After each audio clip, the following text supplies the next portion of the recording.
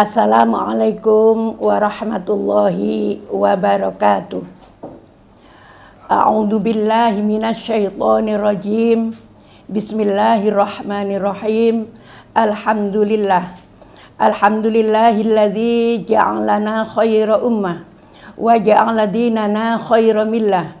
Wa asyhadu anna sayyidana Muhammadan abduhu wa rasuluhul mab'utsu ila yaumil qiyamah. Allahumma salli ala sayyidina Muhammad wa ala ali sayyidina Muhammad. Qala rabbi israh li sadri wa yassir li amri wahlul 'uqdatam min lisani yafqahu qawli. Shadaqallahul azim, amma ba'du. Puja yang tertinggi, syukur yang teragung kami sanjungkan kehadirat ilahi Rabbi. Fa insyaallah kita diberikan hidayah, inayah oleh Allah Subhanahu wa taala, diberikan kesehatan, diberikan istiqomah dalam menjalankan ibadah di bulan suci Ramadan.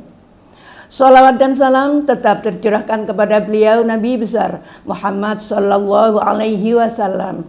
Jazallahu anna sayyidana Muhammadan sallallahu alaihi wasallam ma huwa ahlu.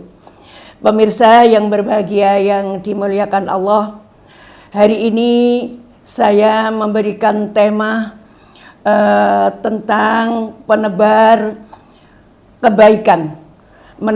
kebaikan ibadah di bulan suci Ramadan.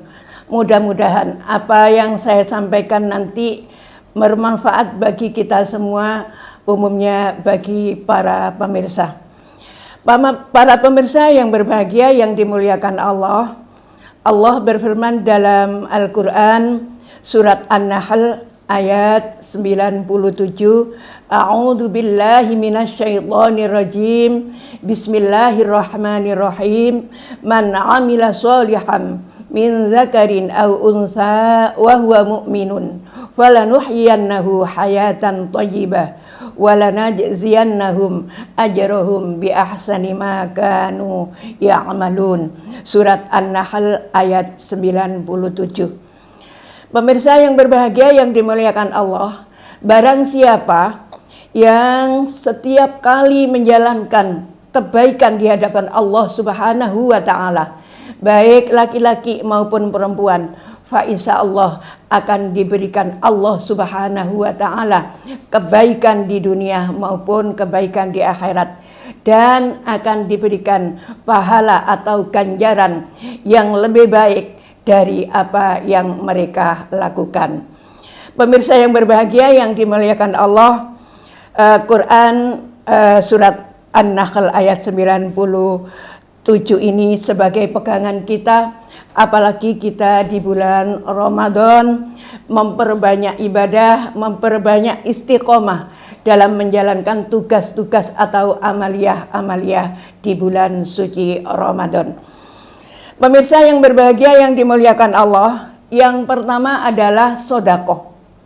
Sedekah itu adalah anjuran Allah Subhanahu wa taala. Karena di bulan suci Ramadan banyak orang yang membutuhkan, banyak fakir miskin yang ada di sekeliling kita, banyak duafa, banyak yatim piatu yang membutuhkan uluran tangan kita. Fa insyaallah dengan adanya di bulan Ramadan ini kita tingkatkan ketakwaan kita kepada Allah Subhanahu wa taala melalui sedekah. Pemirsa yang berbahagia yang dimuliakan Allah, di lingkungan kita banyak fakir miskin, di lingkungan kita banyak orang yang membutuhkan kita. Hendaknya sisa belanja kita, sisa uang kita sempatkan untuk berbagi sesama tetangga maupun teman-teman yang lain. Pemirsa yang berbahagia yang dimuliakan oleh Allah, yang nomor 2 adalah senyum. Yang dimaksud sini senyum itu adalah suatu perbuatan yang tanpa biaya.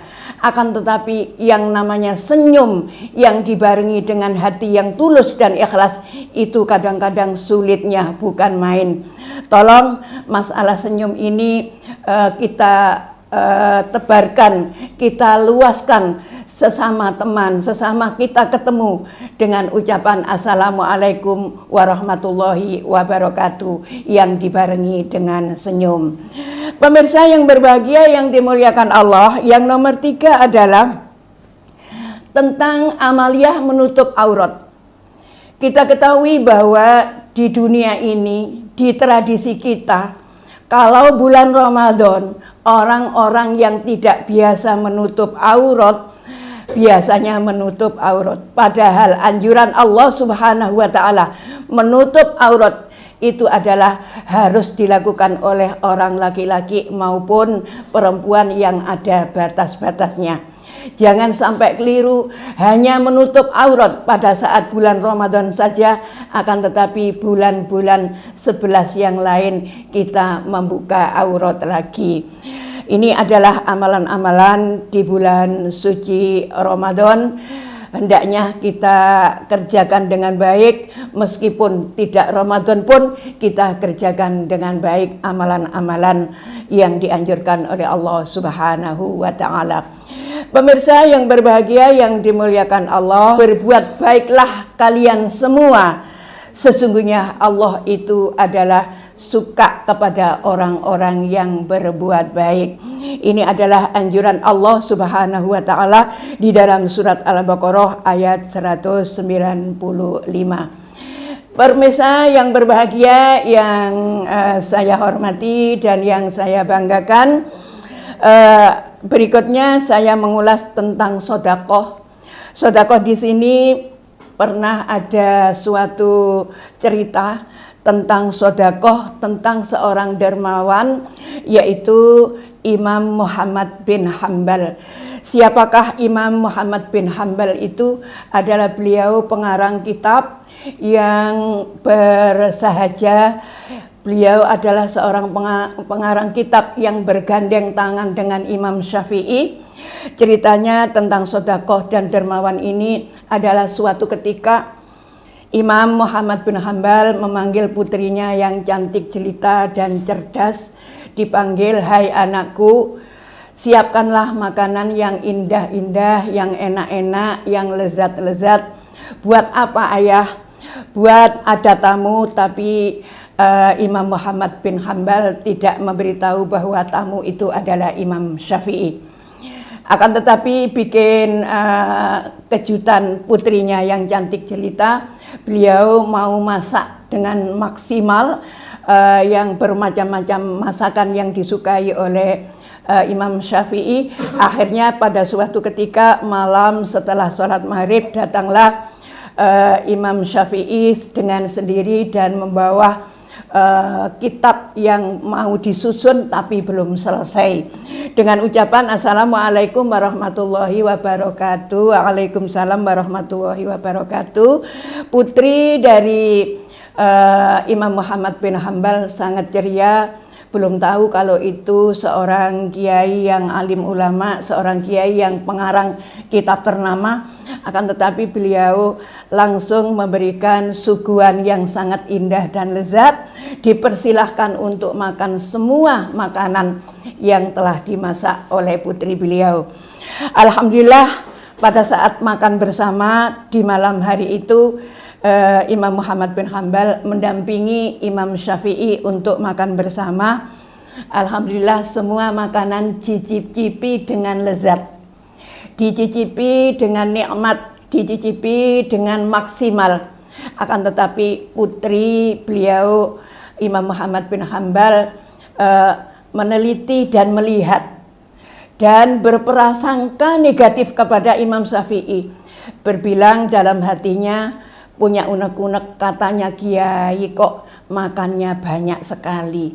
Padahal prinsipnya ayah Imam Muhammad bin Hanbal, jangan makan sebelum lapar, berhentilah makan sebelum kenyang. Akan tetapi kenapa tamu ayandah ini kok makannya sangat banyak sekali? Ini yang menjadi bingungnya putri cantik, putri cerdas dari Imam Muhammad bin Hanbal. Dilanjutkan pada saat malam harinya beliau mengatakan bahwa mau bermalam di situ. Putrinya punya alasan, kalau bermalam berarti saya masak lagi. Namanya anak muda, tidak mau sengsara. Kata ayahnya, ndak usah masak, masakan yang tadi aja besok dibuat makan lagi.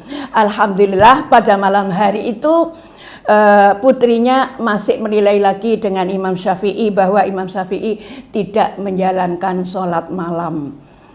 Disangka buruk lagi oleh putrinya Imam Muhammad bin Hambal, kenapa ayah tamu itu makannya banyak dan malam harinya tidurnya kok banyak, padahal tidak tidur.